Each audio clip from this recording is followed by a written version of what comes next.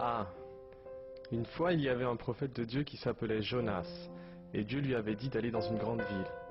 Mais Jonas ne voulait pas y aller. Seigneur, ne m'envoie pas dans cette ville.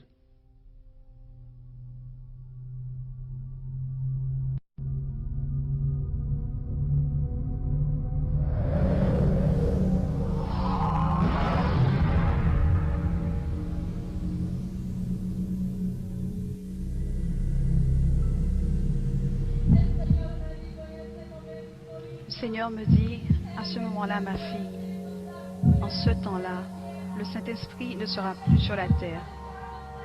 En ce temps-là, il ne sera plus sur la terre. J'ai commencé à avoir un trafic énorme. J'ai commencé à avoir des accidents. Toutes les personnes qui étaient appelées avant, il me dit, ils chercheront la mort, mais la mort ne sera plus. La mort ne sera plus dans ce temps-là. Et précisément, j'ai commencé à voir que là, il y avait des personnes amères. J'ai commencé à voir comment circulaient des revues qui disaient des millions de personnes ont disparu. Beaucoup de ceux qui savaient que Christ venait pour un peuple saint et aussi ceux qui avaient connaissance de sa parole pleuraient dans les rues. Il y en avait tant, mais ils ne pouvaient rien faire. Et le Seigneur ferma l'écran et il me dit, je viens là chercher un peuple saint. Je viens bientôt chercher mon église. Veille sur ce que tu fais pour accomplir ce que je t'ai demandé. Dis à mon peuple que je reviens d'ici peu. Dis à mon peuple que je reviens déjà. Le Seigneur me dit, dis à mon peuple que je reviens déjà. Et que je viens pour un peuple saint. Dis à mon peuple que c'est seulement les saints. C'est seulement les saints qui me verront. Le temps est proche. Le Seigneur a permis de signaler et révéler à l'humanité ce qui arrivera. Aujourd'hui, c'est le temps du salut. Et que tu invites ta vie à ton unique sauveur, Jésus. Prends ce temps de choisir ta destinée. La vie ou la mort. Le ciel ou l'enfer. Jésus ou le diable. C'est très clair, d'appartenir à Dieu ou d'appartenir au diable, de faire le bien ou de faire le mal. Ton choix sera ta destinée, vie éternelle ou étang de feu. Réfléchis, fais le choix, décide maintenant.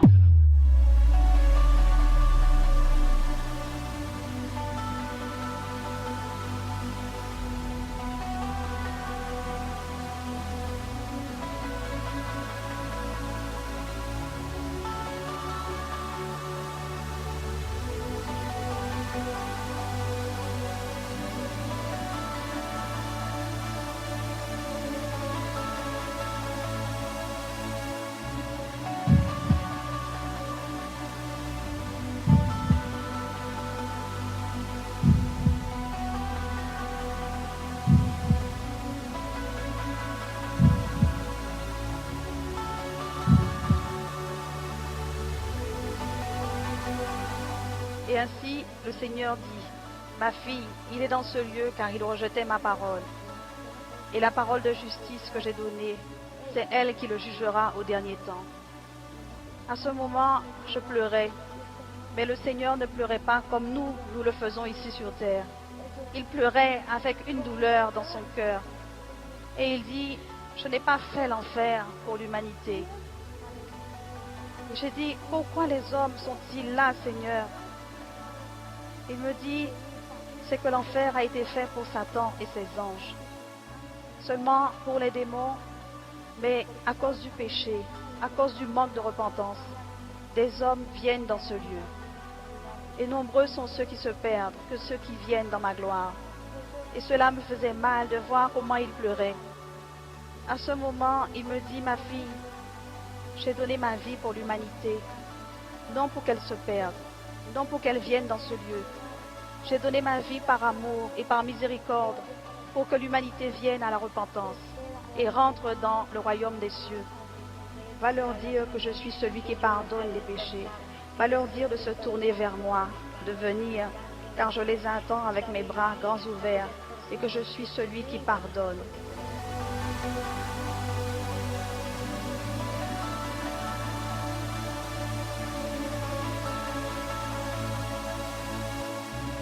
Fuis les passions de la jeunesse et recherche la justice, la foi, la charité, la paix avec ceux qui invoquent le Seigneur d'un cœur pur.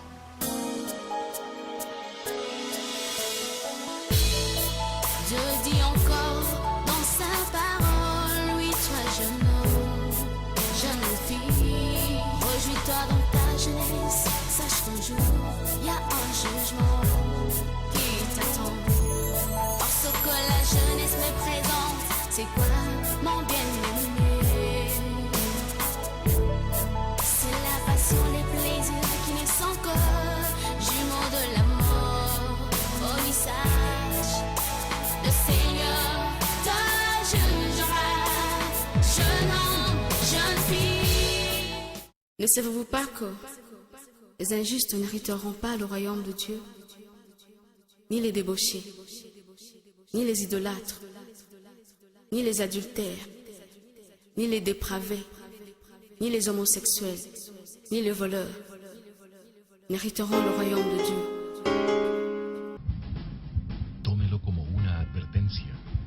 Prends-le comme un avertissement et réfléchis un moment à ce que tu vas voir dans ce témoignage. Si vous avez des oreilles, dit Apocalypse 13:9, il se passe quelque chose. Des millions de personnes sont en train de se condamner et elles ne le savent pas. Il reste très peu de temps et des signes prophétiques sont en train de s'accomplir. Hola, bonsoir. Je m'appelle Angelica Elisabeth Sombrano Mora. J'ai 18 ans. J'étudie et je suis diplômée au collège de José María de las Cubara d'Al Palme. Il me dit, je suis venu te prévenir d'avance. Alors, il me dit ce qui suit. Je suis venu parce que j'ai un message de la part de Dieu pour ta vie. J'ai répondu, Amen. Dis-moi c'est quoi? Il me dit, écoute, premièrement prions. Il dit ce que je t'apporte, c'est-à-dire que tu dois te préparer, parce que le Seigneur va te montrer de grandes choses cachées que tu ne connais pas. Il va te montrer le ciel et l'enfer, car tu as demandé au Seigneur ce qui est dans Jérémie 3:33. Je lui ai dit oui. Je voulais qu'il m'en dise plus. J'ai dit, dis-moi, qui t'a dit que j'ai demandé ces choses au Seigneur? Parce que ces choses que j'avais dans le cœur et dans mon esprit, je ne les ai jamais racontées. À part le Seigneur, personne ne sait. Il me dit, ce même Dieu que tu sers et loues, c'est ce même Dieu que je loue. Et je lui ai dit, Amen. Et il m'a dit tout. Il a tout dit, le serviteur. Et quand il a dit toutes ces choses, il me dit, nous allons prier. Et j'ai dit, Amen. Avant de prier, sont arrivées des sœurs de l'église. Et ici, dans ma maison, vivait une jeune fille. Nous avons commencé à prier ensemble avec elle et quelques membres de ma famille. Et pendant qu'on priait, je voyais, dans le surnaturel, je voyais que le ciel commençait à s'ouvrir.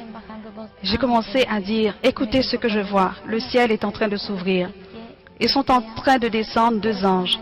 Elles me répondirent, lorsqu'ils s'approcheront, demande-leur ce qu'ils désirent. Pourquoi ils sont là? Demande-leur ce que tu peux leur demander. Alors, c'est ce qui fut.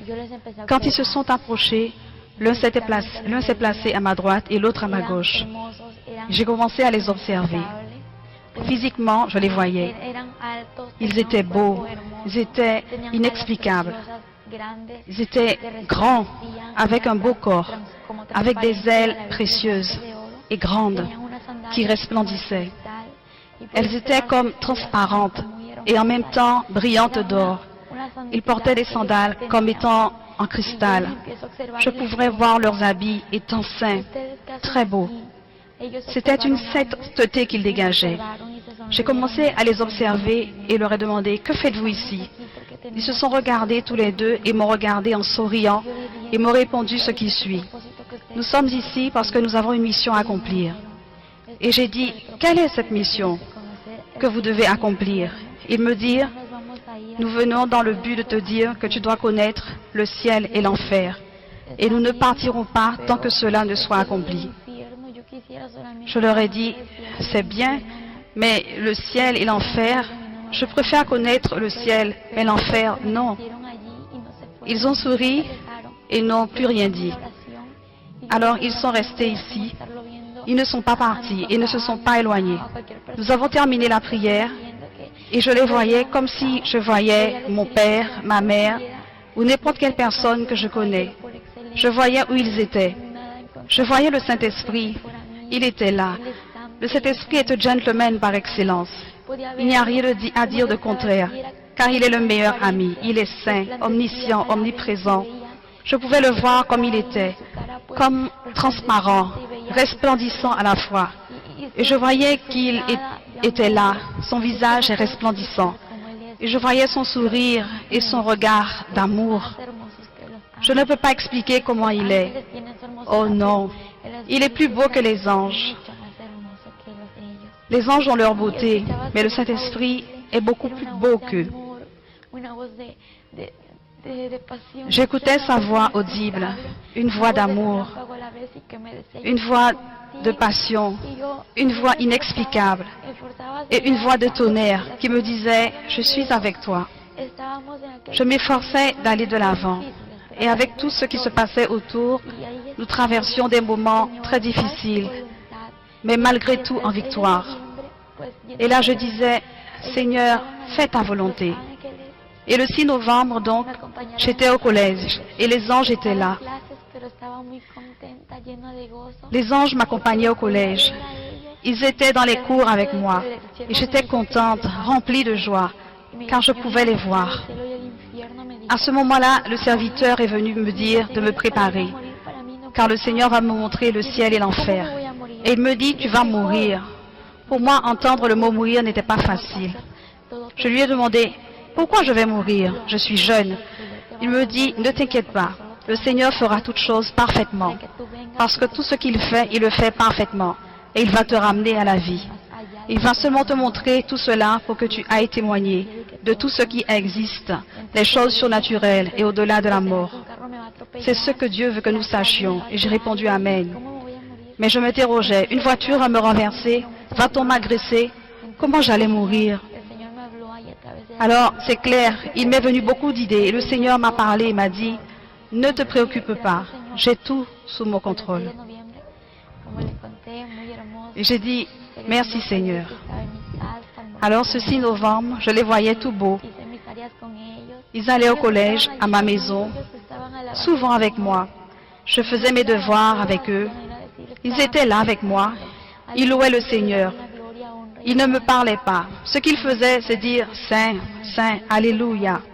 Donner gloire, honneur, louange à notre Père céleste. Amen.